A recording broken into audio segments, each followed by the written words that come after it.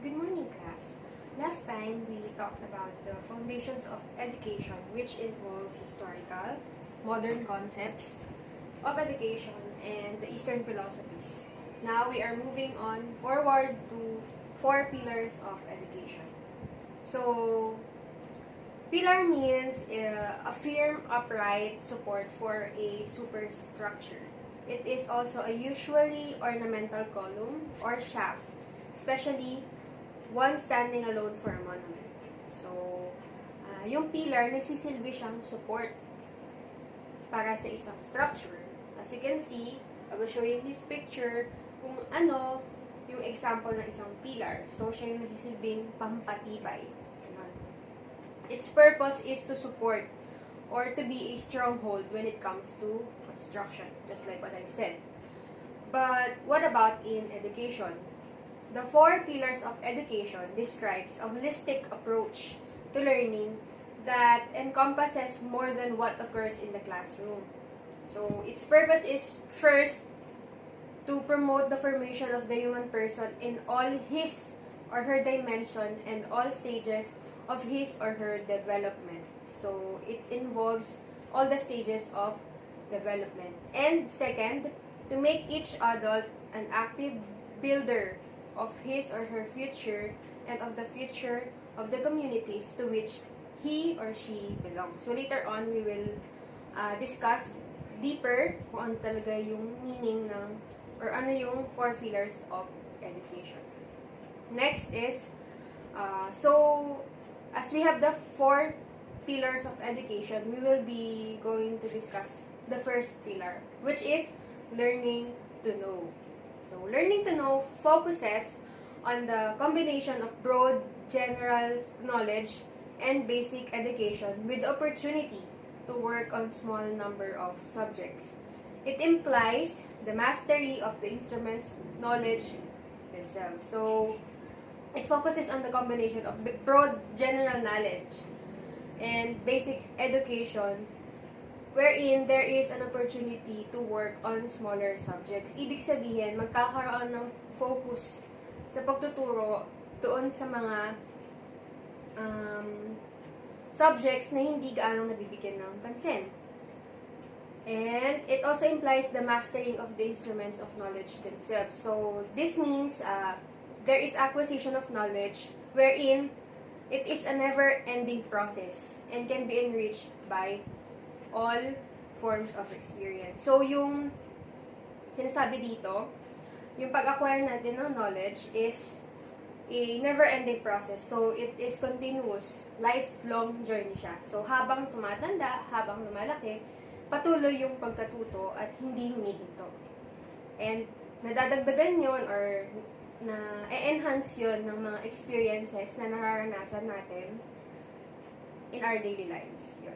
It is also a process of discovery which takes time and involves going more deeply into the information. So, as time goes by, kapag mas tumatagal natin na-experience yung daily learnings, mas na-discover natin kung ano pa yung mga bagay na hindi natin alam. And it contributes for us to know more and to learn more. It is also involving the acquisition and development of knowledge and skills that are needed to function in the world. So, examples of these skills that are included in the learning to know pillar is literacy, numeracy, and literature. Yan. Next one is the learning to do. So, this pillar emphasizes the learning of skills necessary to practice a profession. It also implies application of what learners have learned into practice. So, learning to do emphasizes the learning of skills necessary to the practice of a profession. It is also developing social skills in building meaningful interpersonal relationships. So, this pillar, which is learning to do, implies application of what learners have learned or known into practices. This one is closely linked to vocational technical education and work skills training. So, ito yung mga courses na nagre-require ng skills or actual mong ginagawa habang natututo ka. So, kasabay yun ng pagkatuto, yung actual na ginagawa mo kung ano yung itinuturo. Next, it calls for new types of skills which is more behavioral than intellectual. So, the material and technology in this type of pillar or in this pillar are becoming secondary to human qualities and interpersonal relationship. It means na mas na highlights kung ano yung skills more than dun sa na mas na-highlight, yung materials and technology na available kaysa dun sa human qualities. So, it is also implies as a shift from skill to competence, a mix of higher order skills specific to each individual. It also involves the acquisition of skills that would enable individuals to effectively participate in the global economy and society. So these skills are often linked to occupational success such as vocational and technical skills, apprenticeships, and leadership and management competencies. So kung mapapansin nyo, sa atin merong available na mga courses related to vocational technical na offer like homekeeping, housekeeping, cookery, just like that. Yan. Those courses requires actual skills para makapasa or matapos mo yung course na yun. Next pillar is the third, which is learning to be. This pillar prioritizes the development of the human potential to the fullest, and it also reflects a shift from instrumental view of education.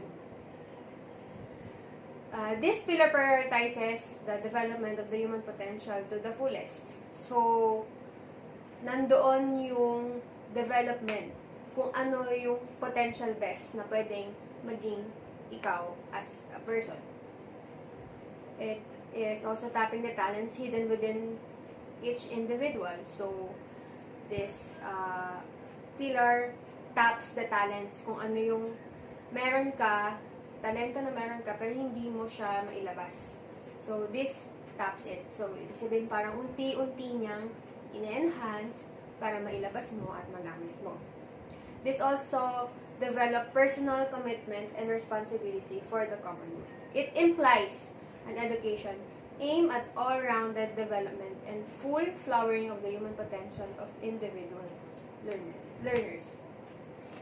So, kailangan yung mga curriculums na meron tayo or school curriculums, dapat more balanced siya, and it takes into account not only the cognitive intellectual dimension, kung hindi pati yung spiritual, moral, social skills, and values aspect. So, dapat kasama rin yun para ma-reach natin yung full potential ng isang individual learner.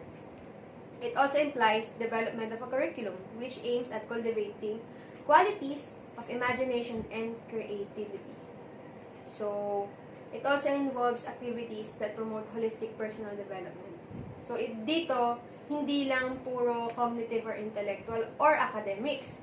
Kailangan kasama rin sa pag-develop yung body, yung mind, and the spirit para ma-reach natin yung all-rounded development na inaasam natin. And to reach the full potential improvement or development of the individual learner. So, example of this pillar is a teacher who participates in training workshops that will enhance his or her knowledge and skills in the teaching learning process. So, kasama rito yung nakikisali tayo or nakikilahok tayo sa mga workshops, trainings, and seminars para ma-enhance natin yung information, yung learnings na meron tayo, so we can share better sa ating mga individual learners. So, next, and last one. So, next is learning to live together. This is the last pillar, the fourth pillar. It emphasizes understanding of others their history, traditions, and cultures, living and interacting peacefully together. It also implies education at two complementary paths. So, this pillar emphasizes understanding of others. So, meron ng interaction. Hindi na lang ikaw mag-isa sa mundo mo. Meron ka ng kasama. Meron ng society na kinabibilangan ka. So, kailangan mong unawain sila, makisama sa kanila. So, you will also develop your individuality, or yung personality mo. This involves appreciating the diversity of the human race, being receptive to others and encounter others through dialogue and debate. So, nandito na yung nakikipag-usap ka, nakikipag-socialize ka, at hindi na lang nga ikaw nag-iisa kasi meron ka ng mga kasama. It also involves caring about others, working toward common objectives in cooperative undertakings, managing and resolving conflicts. So, dito, na involved na yung pagkakaroon mo ng care or malasakit sa ibang tao. Hindi mo na lang iisipin yung sarili mo. It also implies an education taking two complementary paths. The first level is the discovery of others. So, unti-unti mong na-discover nga na hindi na lang ikaw mag-isa. Meron ng iba, hindi na lang sa'yo umiikot yung mundo, meron ka ng kasama. And the other level is experience of shared purposes throughout life. So, your own experiences, when shared with others, will help them improve their personality as individual, and vice versa. The experiences shared by other persons will help you develop and enhance your own personalities and character. It also involves the development of social skills and values such as respect and concern for others, social and interpersonal skills, and an appreciation of the diversity among people. So, these skills would enable individuals and societies to live in peace and harmony. So yun yung mahalaga. Yun yung gusto nating ma-attain. To live in a peaceful and harmonious life. Yun. So, as you can see, the diagram below, or the picture below, the 4 pillars of education. Did you notice the circle that spans across the 4 pillars of learning? What do you think does this circle represent? So, if you mention lifelong learning, then you are correct. The framework takes into account that learning in the 21st century is a continuous building of skills and knowledge throughout the life of an individual. It occurs through experiences encountered in the course of a lifetime. So, ibig sabihin pala nga, sinasabi ko na nga sa inyo na, yung 4 pillars of education represents lifelong learning. Hindi siya basta pagkatapos mo ng college, hihinto na yung pagkatuto mo. Hindi basta natapos kang makapasa ng board exam, hihinto na yung pagkatuto mo. It is a continuous process and building of skills. So, habang tumatagal, habang tumatanda tayo, mas nagbe-build yung skills natin, mas marami tayong natututunan, and mas na-enhance yung information na meron tayo. So, for you, what does 4 pillars of learning means?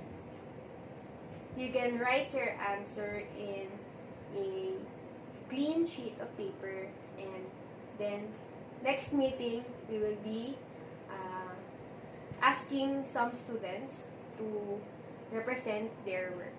So, I hope guys you have learned something today. Thank you and see you next meeting.